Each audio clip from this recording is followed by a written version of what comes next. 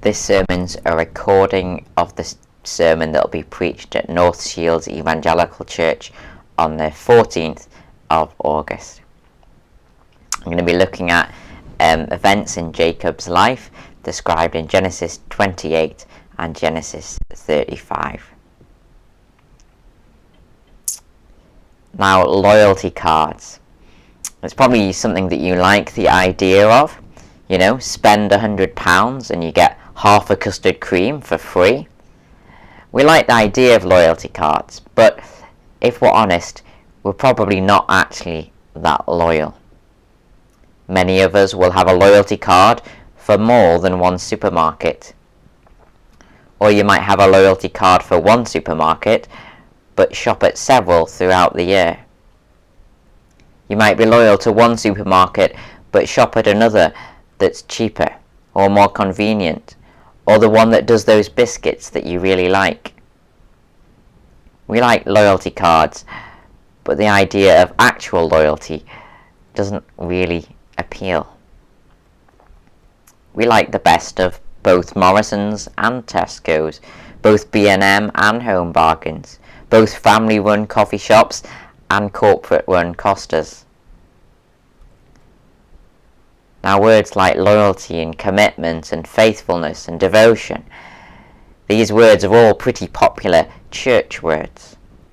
We like the sound of them, but if we're honest, the word best of both appeals just as much.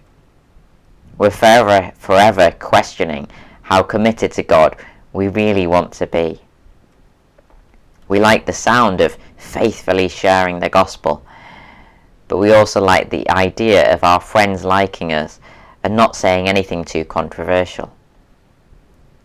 We like the sound of perseverance and commitment, but we also like the sound of instant satisfaction in the here and now. We like the sound of being devoted to prayer, but we've also got a long list of other things that we'd rather do with our time. We like words like sacrifice, service and surrender, but we also like words like comfortable, convenient and cheap. Our loyalties are, as Christians, divided. We like the best of both. So how do we change? The first thing we can learn from these verses in Jacob's life is that change takes time. Back in chapter 8, we meet Jacob when he was still debating how loyal to God he wanted to be. Reading chapter 8, verse 13. The Lord said to Jacob, I am the Lord the God of your father Abraham and the God of Isaac. I will give you and your descendants the land on which you will lie. Your descendants will be like the dust of the earth, and you will spread out to the west and to the east, to the north and to the south. All peoples on earth will be blessed through you and your offspring. I am with you and will watch over you wherever you go, and I will bring you back to the land. I will not leave you until I have done what I have promised you. In verses 13 to 15, God promises that he'll be loyal to Jacob. God promises he'll keep his promises. He promises that he'll make sure Jacob's journey trusting him is worthwhile. But in verses 18 to 22, Jacob is still hedging his bets. Verse 18. Early the next morning, Jacob took the stone he had placed under his head and set it up as a pillar and poured oil on top of it. Jacob sets up a pillar to God. But just take note that this is a pillar and not an altar. Pillars were the Canaanite version of writing I love you in the sand. It shows some commitment, which is good, but the commitment isn't permanent. The boy who writes I love you in the sand, well, his words will be washed away in the tide. He's still free to keep his options open. He's free to dump that girl the next day if he wants. That's why Canaanites set up temporary pillars to their many gods. They liked keeping their options open, the best of both, without actually committing to one. In contrast to pillars, altars were the Jewish version of a wedding ring, a sign of true loyalty, a sign of lifelong commitment. This was because altars were more permanent structures. They were erected to the one God. Jacob isn't yet ready to show God such commitment, despite God's encouraging words. Instead, he says he wants time to consider if faith in God is worthwhile. Reading from verse 20.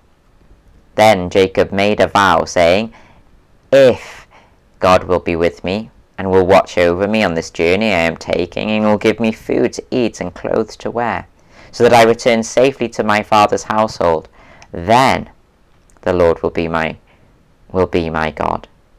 And this stone that I have set up as a pillar will be God's house.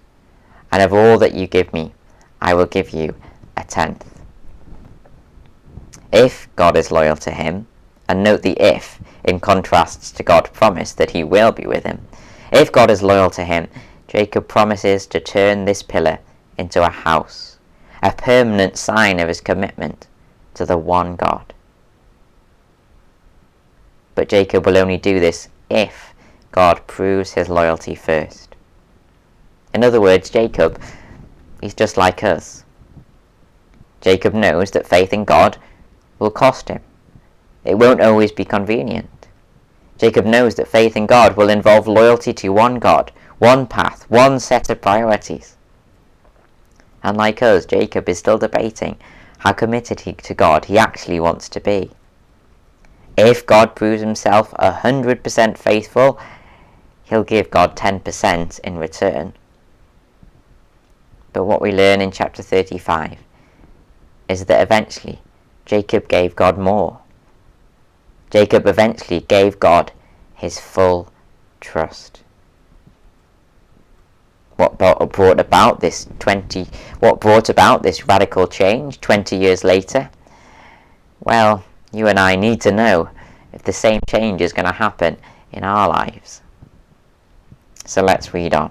20 years later, in Genesis chapter 35, we read, "Then, 20 years later, God said to Jacob, 'Go up to Bethel and settle there, and build an altar there to God, who appeared to you when you were fleeing from your brother Esau.' So Jacob said to his household and to all who were with him, 'Get rid of the foreign gods you have with you, and purify yourselves and change your clothes. Then come, let us go up to Bethel, where I will build an altar to God, who answered me in the day of my distress, and who has been with me wherever I have gone.' So they gave Jacob all the foreign gods they had and the rings in their ears, and Jacob buried them under the oak at Shechem. Then they set out, and the terror of God fell on the towns all around them, so that no one pursued them. Jacob and all the people with him came to Luz, that is Bethel, in the land of Canaan. There he built an altar, and he placed there he built an altar, and he called the place El Bethel, because it was there that God revealed himself to him when he was fleeing from his brother. 20 years later, we see that Jacob is a changed man. He returns to Bethel to turn that pillar into an altar, to make the God of Abraham and Isaac his God as well. And so Jacob, who previously was keen to keep his options open, Jacob tells his family to put all their other options in the bin. So Jacob said to his household and to all who were with him, "Get rid of the foreign gods." Jacob is putting all his eggs in one basket, making God and only God, his number one priority, the one who is going to show total commitment and ultimate loyalty. And in verse 3, Jacob explains what brought this change in him about. He says to his family, "Come, let us go up to Bethel, where I will build an altar to God, who answered me in the day of my distress, and who has been with me wherever I have gone. Jacob didn't psych up this loyalty and commitment and devotion to God. No, Jacob's loyalty to God was in response to God's loyalty to him. And when did God show Jacob loyalty? Jacob says, in the day of his distress. Now, the day of distress is always the day when loyalty is proved true or false. In the days of Sunderland's Premiership campaign, 40,000 people packed into the Stadium of Light. In the days of their distress, Tier 3, just over half of the stadium seats got filled. There was a time when my dad was loyal to Muller Corner yogurts. He'd eat one religiously every single day. But there was a day of distress, a day when Muller reduced the size of their yogurts by 15 grams. And so he wrote a letter to Muller, and he swore to no longer touch a Muller Corner ever again. Likewise, there was probably a time in your life when friends would regularly be in contact. But during your day of distress, such as ill health, a midlife crisis, difficulties at home, during your day of distress, very few people kept in contact. Loyalty is always shown to be true or false at the worst of times. And this was the time when God showed his loyalty to Jacob. Jacob's day of distress was the day when he was fleeing from his brother Esau. We learn that in verses 1 and 7. This was the day when God discovered the worst about Jacob. Jacob wasn't willing to trust God and wait for God to bless him. Instead, Jacob tricked his brother Esau into selling him his birthright. In other words, Jacob was a man of no morals and no faith. And this day was the day when the worst thing happened to Jacob. Esau set out on a mission to destroy his brother Jacob and have him killed. So Jacob's mum and dad sent Jacob away till the mess died down. And this same story is repeated regularly.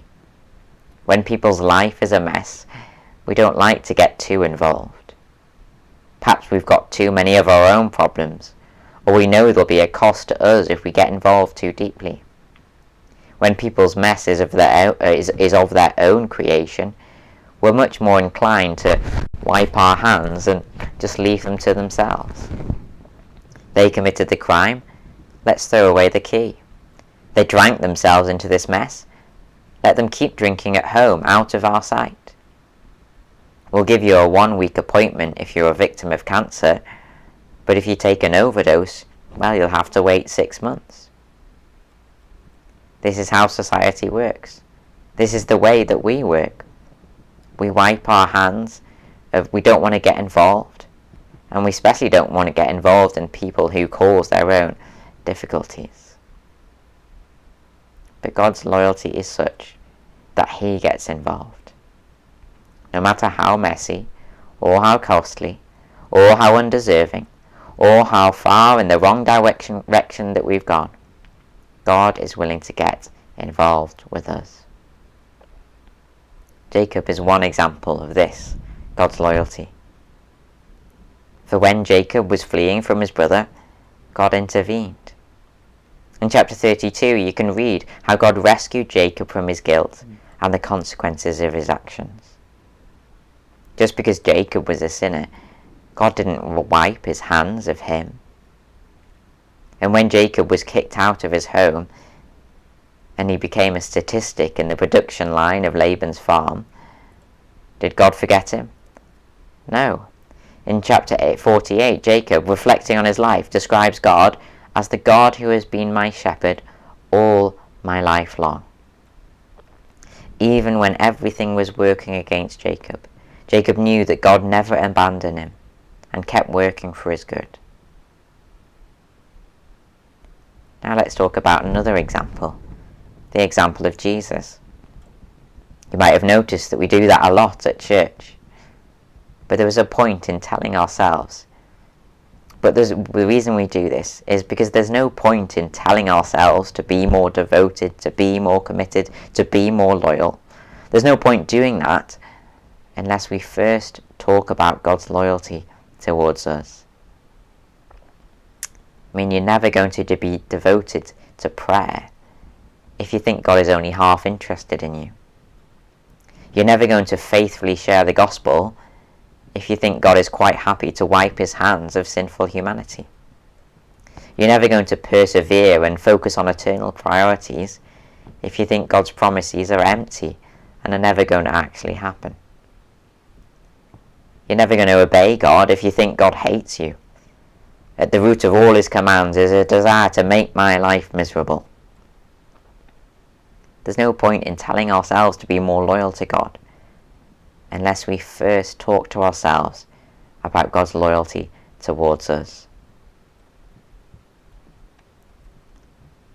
And what we learn through Jesus is that God is loyal.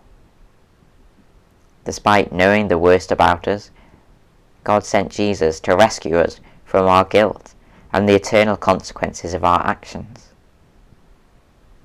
It says in Romans chapter 5, "Very rarely will anyone die for a righteous person, though for a good person someone might possibly dare to die.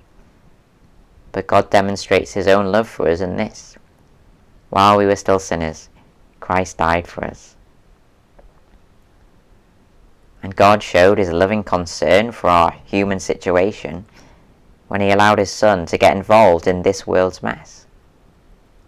Hebrews chapter 2 tells us that since the children have flesh and blood, since humans are flesh and blood, Jesus too shared in their humanity, so that by his death he might break the power of him who holds the power of death, that is the devil, and free those who all their lives were held in slavery by their fear of death.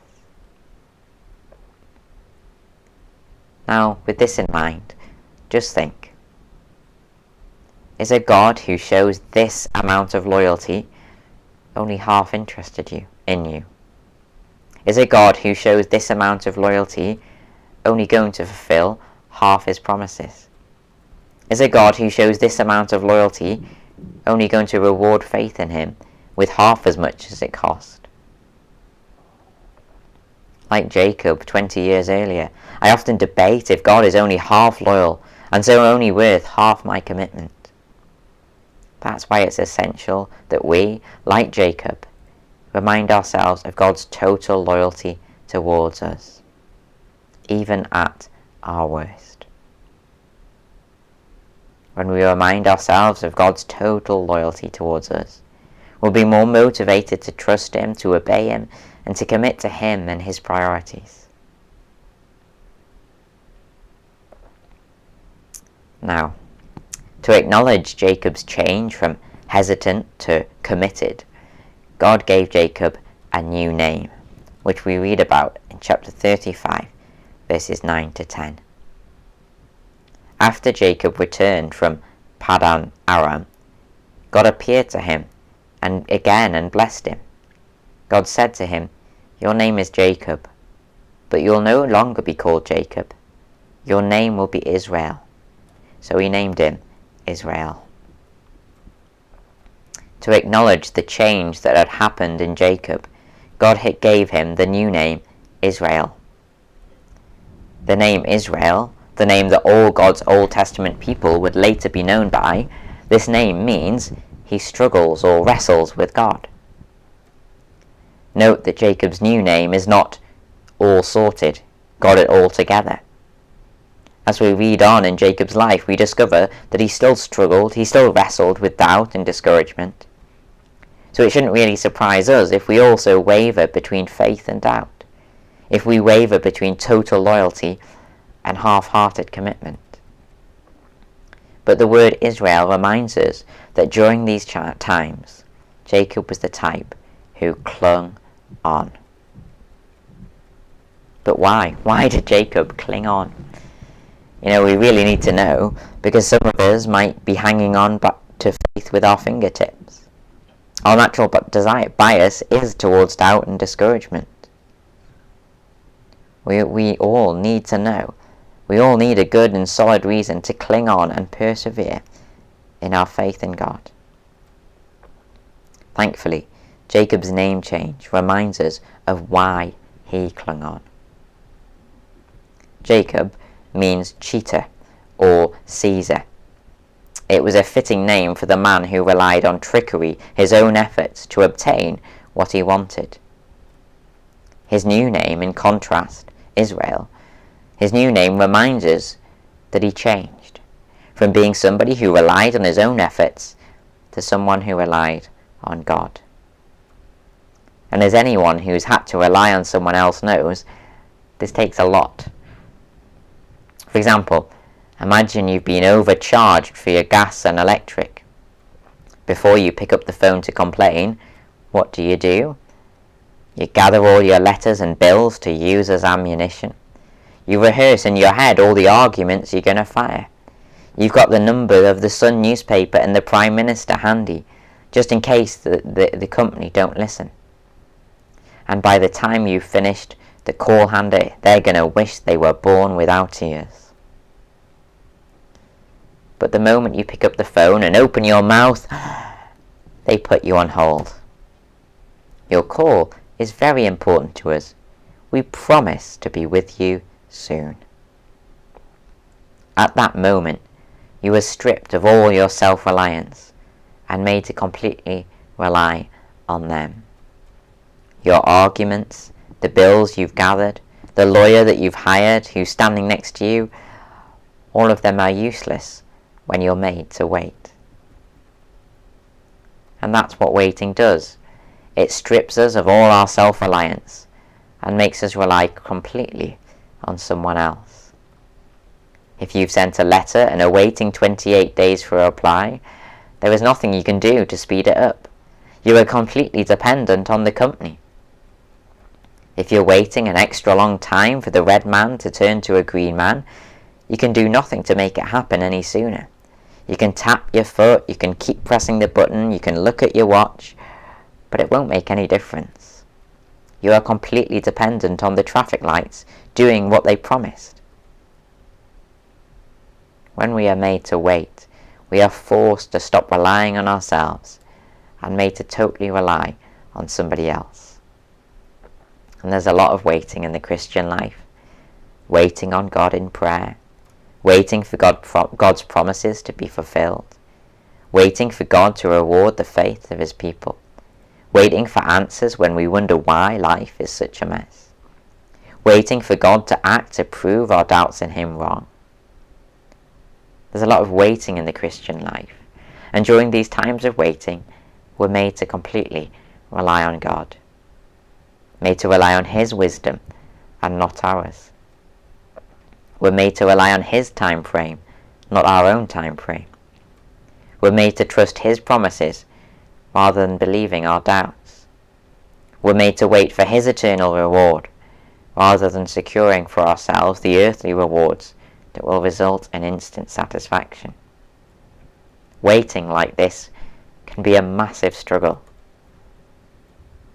Well, but what kept Jacob waiting, trusting, holding on? Well, back to that phone analogy. Your decision to hang up or hold on is going to be decided by how loyal you believe the company is. If you believe that your call isn't important to them, they're not going to be with you soon, then you're going to hang up. If you believe you are important to them, that they will be with you soon, just like they promised, then you're going to hold on. Your decision to hang up or hold on is decided by how loyal you believe the company is. And Jacob's decision to hang on was decided by the same. Was God going to be loyal to him? Well, if God was going to show his loyalty to him, if God was going to show his loyalty to him on his day of distress, in the worst of situations, if God was going to show his loyalty to Jacob, knowing the worst about Jacob, then surely God would show his loyalty every other day in the future as well. Jacob looked back to the past examples of God's loyalty and trusted that God would be loyal in the future. So, What's going to stop you giving up in prayer? Not telling yourself to pray more, but reminding yourself of God's loyalty. What's going to make you persevere in the face of difficulties? Not meaningless cliches, but a faith rooted in commitment, in God's commitment to fulfill His promises. What's going to motivate you to obey God when there's a cost? Not guilt, not personal courage or moral virtue, but a deep conviction that God will faithfully make up for our every sacrifice in eternity. What's going to help you hold on in the face of doubts and discouragement? Not answers to all your questions, not being positive and optimistic, but a faith like that of Jacob. Jacob being somebody who struggled but kept holding on. And how? By reminding himself of God's past loyalty as a guarantee of God's future loyalty.